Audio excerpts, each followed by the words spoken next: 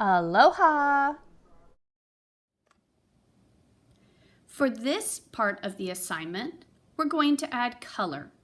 Now I'm going to use crayons. You can use colored pencils. You can use markers, although they're not as accurate as crayons or colored pencils would be. And if you're really brave, you can try paint as well. We need to talk a little bit about painting and coloring and trying to match your own skin color. This is a hard thing for a lot of students because of cultural reasons and other feelings. Sometimes I've noticed that students don't always want to use their own coloring. I can tell you that my coloring, my skin tone, changes depending on the time of the year. Sometimes I'm darker, sometimes I'm lighter. And that's true for a lot of people. If you spend a lot of time outside in the sun, you might get a little darker. If you spend more time inside, you might become a little bit lighter. But I want to impress upon you that every color is amazing and beautiful. And I want you to stay true to who you are. The color of your skin is truly a blessing. It is a gift from your family. It's part of your DNA. So please honor your family and please honor your skin color by trying to figure out exactly where you are on the skin tones. This is where you could, if you wanted, get the multicultural crayons that have a huge variety of color. I know that crayon packs like this have a very limited color, but understand that you don't have to be limited to peach and brown, especially if you have a multicultural skin tone pack. I only have this right now. So I am a little bit lighter right now because it's closer to winter. But when I look at my own skin tone, I'm not perfectly peach. I'm a little bit tan. And when it comes summer, I get really dark. So I believe that a mix of peach and brown would give me my correct color. So I'm going to show you a little bit of how you can do that by gently outlining a space.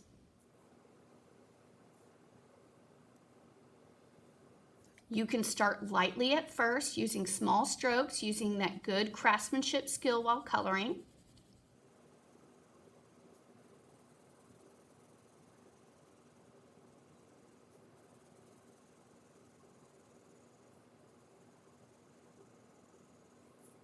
If I find that I am more two-toned or it has multiple colors involved, I can layer the colors. So I often put the darker color down just a little bit, and then I color over it with my lighter tone, hoping to blend my colors. As I said, with colored pencils, this is a little bit easier and even smoother of a transition. So right now, this is maybe a little bit darker than I look currently, but during the middle of summer, this is a lot closer to how I will look. Before I get too much further, I'm going to actually color some of the other areas. I want to color my lips. My lips are generally a pink, but they're not a bright pink. You can choose. Look in the mirror for some hints. Outline and color in. Some of you will notice that your upper lip is often a little bit darker than your lower lip, and that's okay. You can color that just a little bit lighter or darker if you choose. I did make a mistake there. Did you guys see? I made a little bit of a mistake, and mistakes do happen. That's okay. We want to try to avoid coloring outside of our lines too much. Again, I'm layering my colors. My eyes, I know, are brown, so I am going to go in. And one of the techniques, especially for older students, is you can actually do lines from the center out to the edges. If you look in, or if you're one of those people with hazel eyes, you will notice that sometimes your eyes have multiple colors mixed in. So check out the mirror. Really look closely. What color are your eyes really? So if you feel like there's another color in there, feel free to add that color. As I said, the pupil is generally black, so you can go in and make it darker if you'd like. Look at your eyelids. Now, if you're a boy, you probably don't have any extra color maybe your skin tone slightly lighter or slightly darker. But if you're a girl like Miss Killian Beckett, you might wear just a touch of color. One thing I do want you to notice, I did not put eyelashes. And this is going to be an area where some of you are going to say, but Miss Killian Beckett, we have eyelashes. You're right, we do. But look in the mirror and stand back just a little bit. You will notice that your eyelashes almost look like a line. So you don't actually have to put eyelashes because they don't show up as dark as you think they do. If you feel like they are a little bit darker, you can actually outline or go over that space. So with a black, because most lashes are a little on the dark side, but if you have lighter lashes, and I know some people do, you can outline ever so slightly with the lighter color. You can outline other features such as your nose, so when you do color over it, it'll stand out a little bit and not disappear. Remember, your ears are around the same color as the rest of your face, so don't forget to color them. I have a flower, so I'm going to choose a bright color because I want my flower to stand out. If I colored it white, it might not stand out as much.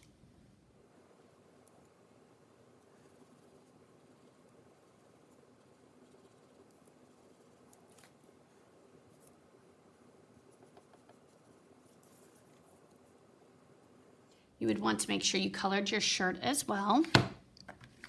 Hair. Now this is a fun part. This is where you get to express yourself. Some of you have beautiful colors woven into your hair. Some of you have, your natural color has a diversity of colors. Again, appreciate your hair. This is a wonderful place where you get to express yourself. Not everybody has black hair or just brown hair. We have so many different colors. So look in the mirror, carefully observe your hair, and then you can color in. Now this is one area that students do have a hard time with. You have to understand, your hair isn't just on the side here or just on the top. All of this is your hair. My hair is a darker brown with a little bit of red in it. Sometimes I put darker lines because my hair does move and has lines in it occasionally as it gets wavy.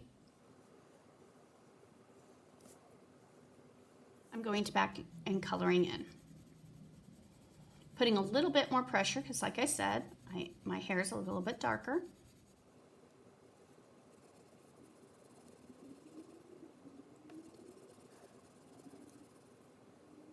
Being very careful near the edges. Hair can be a lot of fun to use the multicultural colors on. For the top, I'm going to make sure that I'm coloring in the pattern in the direction that my hair goes. My hair goes towards the back because I pull it back. If your hair goes forward, you might want to color it that way. Most of the time your hair does not go horizontal, so be very careful as you color. The last part is finishing up my face, doing my shirt, and then my background. Please don't forget the background. It definitely needs to be added. So I'm going to take my time, do my face, coloring very lightly, being very careful when I get close to facial features, so I don't want to color through them, and I color in one direction. Please make sure you do that. It looks so much better when you choose to do that.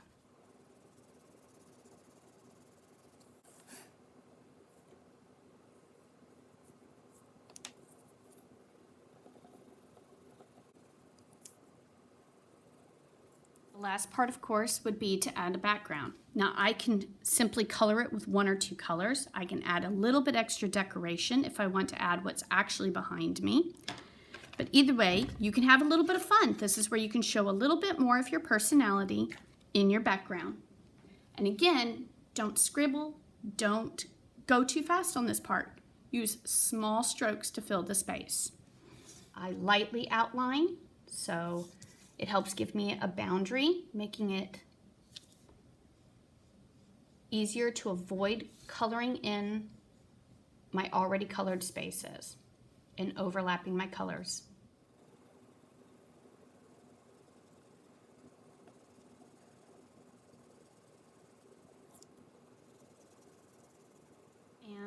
done.